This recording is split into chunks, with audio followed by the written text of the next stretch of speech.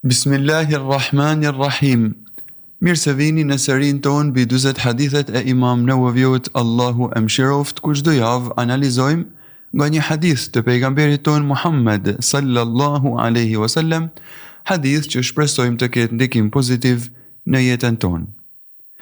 Ebu Huraira radhiyallahu anhu transmeton se profeti jon Muhammed sallallahu alaihi wasallam ka thënë: kush ja largon besimtarit një breng nga kjo botë, Allahu do të largojë nga ai individ një breng nga brengat e ahiretit, e ditës së gjykimit. Kush ja lehtëson atij një vështirësi, Allahu do t'ja lehtësojë në këtë botë dhe në botën tjetër. Kush ja mbulon një tëmet muslimanit, Allahu do t'ja mbulojë tëmetat e tija në këtë botë dhe në botën tjetër.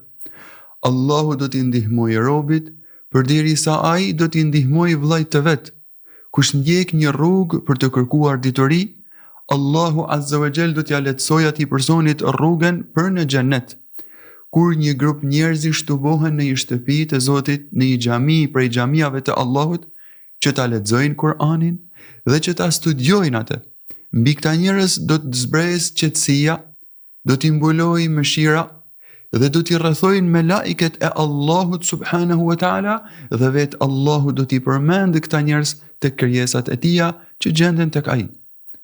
Kënd e leprapa vepra e tij e keqe nuk mund ta gradojë prej ardhja e tij e mirë.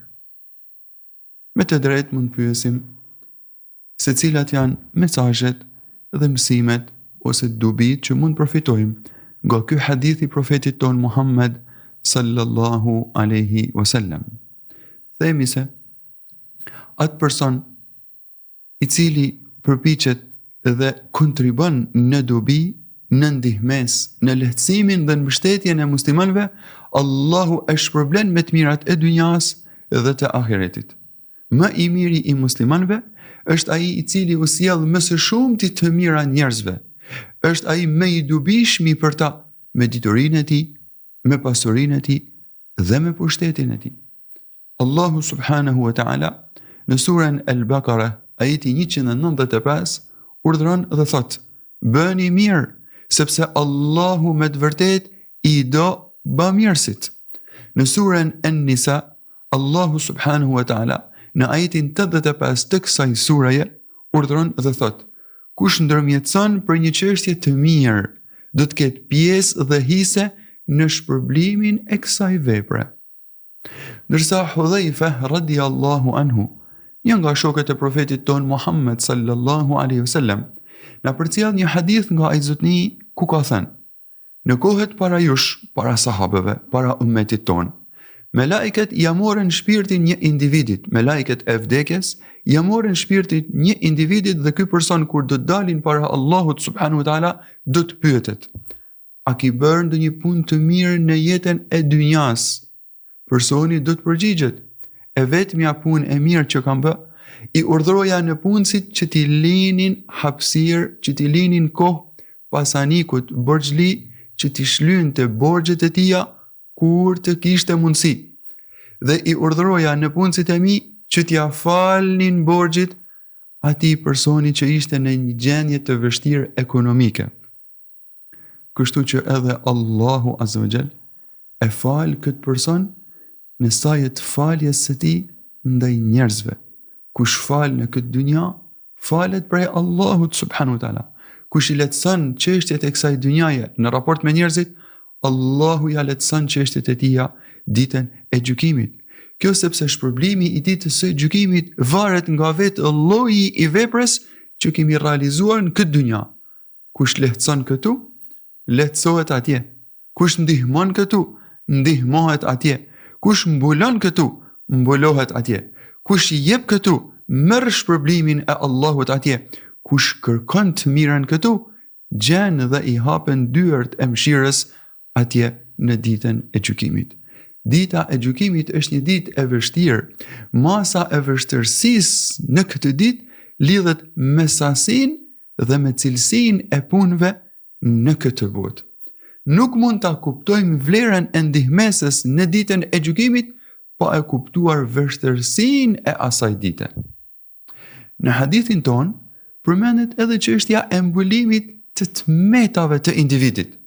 Normalisht që kjo çështje ka nevojë për më shumë sqarim. Prandaj themi se nëse mbulimi i tmetave bëhet me qëllim mbrojtës dhe nuk ka pasoja negative për besimtarin ose për shoqërinë, atëherë ky veprim dhe ky mbulim është i pëlqyeshëm. Por mbulimi i gjunahit nuk është gjithnjë një veprim i lavdueshëm. Gjithashtu mbulimi nuk nënkupton edhe heshtjen nga këshillimi dhe qortimi, kur është e mundur. Nëse mbulimi i gjunahut e shton edhe më shumë arrogancën, nëse mbulimi i gjunahut e shton edhe më shumë zullumin ose dëmtimin e të tjerëve, atëherë duhet patjetër të parandalohet duke u raportuar e keqja. Allahu Azza wa Jall në surën Maide, ajeti 2, urdhëron dhe thotë: ndihmojeni njëri tjetrin në punë të mira dhe në të ruajturit nga të këqijat, dhe mos e ndihmoni njëri tjetrin në gjunahe dhe në armiqësi. Ndërsa në surën An-Nur, ajeti 19, në Kur'anin famlar thuhet: ata njerëz që duan të përhapen shpifjet e turpshme ndër besimtar, i pret një dënim i dhëmshëm në këtë botë dhe në botën tjetër. Nga hadithi jon, gjithashtu kuptojmë edhe vlerën e dijes. Rruga e dijes së dobishme, e ndjekur me sinqeritet, është rrugë për në xhenetin e Allahut subhanahu wa ta'ala. Dituria është dritë e cila ndriçon rrugën për në gradet më të larta edhe në dynja, edhe në ahiret. Përhapja e kësaj drite është detyrë për hoxhallarët. Ata duhet të jenë shembull në kultivimin e leximit, në etjen për arsim dhe në zbatimin e dijeve, ndërsa ignoranca është errësirë, është gjendje e mjerueshme për mendjen, për shpirtin dhe për natyrën e njeriut. Dituria e dobishme nuk përfshin vetëm njohurit mbi rregullat dhe normat fetare, por çdo dituni e cila udhëzon dhe motivon t'i përkushtohemi krijuesit të gjësisë, është dituri e dobishme dhe e kërkuar nga muslimani. Një shoqëri islame e ka për detyrë të angazhohet për t'i plotësuar nevojat në të gjitha fushat shkencore. Përndryshe, do të fajsohej me gjunah ajo shoqëri, do të fajsohej me gjunah e tërë shoqëria muslimane nëse nuk i plotëson këto nevoja shoqërore. Dija për krijuesin vjen para dijes për krijesat. Po a ditur qëllimin e krijuesit, nuk mund ta dim pse ekziston gjësia. Nëse do të kuptosh veprën, shih mjeshtrin. Nëse do të kuptosh gjësinë, ktheu krijuesit të saj. Të dish, të jesh i ditur, do të thotë të marrësh përgjegjësi. Njeriu është përgjegjës për dijen që bart. Përgjegjësia e dijes sjell me vete edhe përgjegjësinë e veprimit.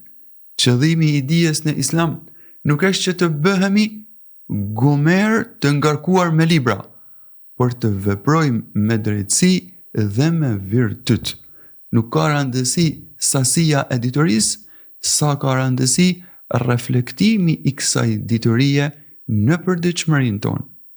Në hadithin tonë, theksohet gjithashtu edhe mirësia e tubimit të njerëzve në xhami, për të mësuar Kur'anin, për të mësuar edhe artikulimin e drejtë dhe të saktë dhe të Kur'anit, por gjithashtu për të mësuar edhe kuptimet e thella të Kur'anit. Në çdo xhami është domosdoshme që të ketë një kuvend të tillë, i cili garon jo vetëm përcjelljen e diturisë, por edhe siguron mbrojtjen e Allahut subhanahu wa taala, mëshirën e tij, duan e melaikeve për të gjithë ata që marrin pjesë në atë kuvend. Xhamit të cilave u përkasim, jo gjithmonë e sigurojnë mjaftueshëm mbështetjen dhe udhëzimin shpirtëror për të cilin kemi nevojë. Pse? Sepse mungojnë tubimet e dijes, mungojnë tubimet e Kur'anit. Prezenca e këtyre tubimeve në për xhami jo vetëm që është e nevojshme, por është e domosdoshme. Allahu Azza wa Jall i ka lavdruar ata besimtar që u japin jetë xhamive. Dhe xhamia gjallërohet jo vetëm me namaz, por edhe me aktivitete shkencore dhe edukative. Xhamit janë të vlerësuara ndryshe edhe duke u quajtur shtëpitë e Allahut subhanahu wa ta'ala. Në Islam vlerësohet vepra, puna, aftësia dhe jo prej ardhja. Devotshmëria ndaj Allahut azza wa jall tregohet me vepra të mira dhe me mirësjellje dhe jo me prej ardhje.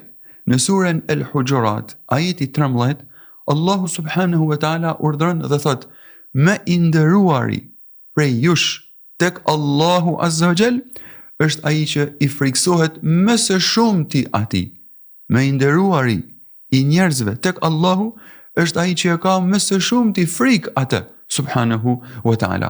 Pra, kriteri i vlerësimit që përfitohet nga ky ajet kuranor, kriteri i vlerësimit është devocioni, puna e mirë, mirësjellja dhe jo prej ardhja. Normalisht, hadithi jon nuk synon të mohojë rolin e prej ardhjes në kultivimin e virtyteve dhe në formimin e vetive pozitive tek individi. Njeriu trashëgon dhe ndikohet nga rrethi familjar në karakterin e tij, në shumë prej cilësive të tija.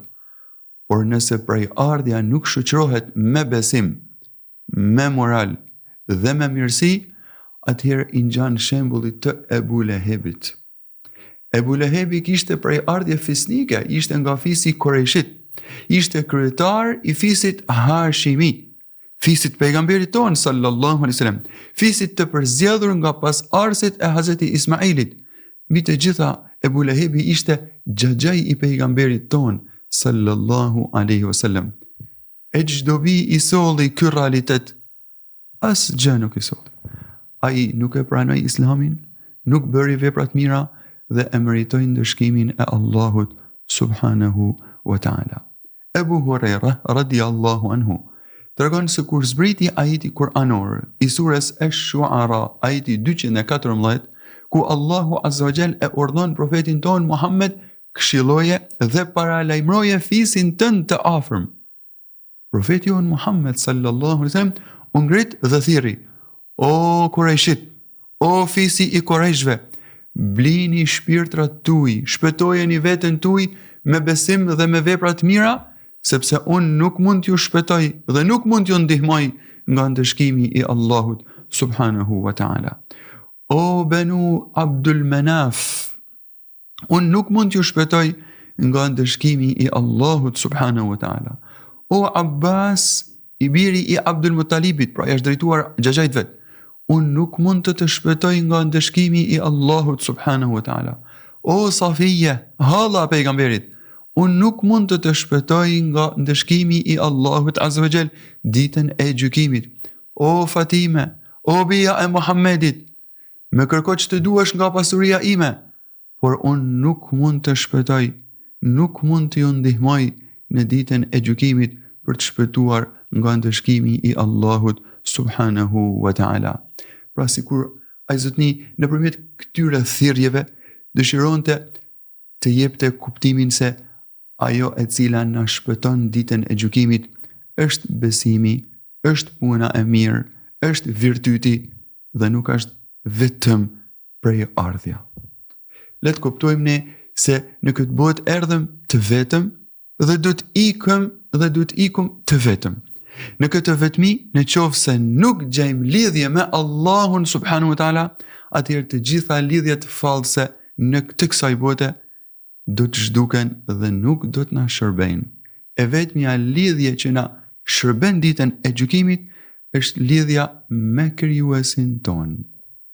Duke shpresuar të takohemi javën që vjen me hadithin vijues, po e lënë amanetin e Allahut subhanahu wa ta'ala, fen tuaj, shëndetin tuaj, sigurin tuaj dhe përfundimin e veprave tuaja. Ju përshëndes me përshëndetjen e banorëve të xhennetit. Assalamu alaikum wa rahmatullahi wa barakatuh.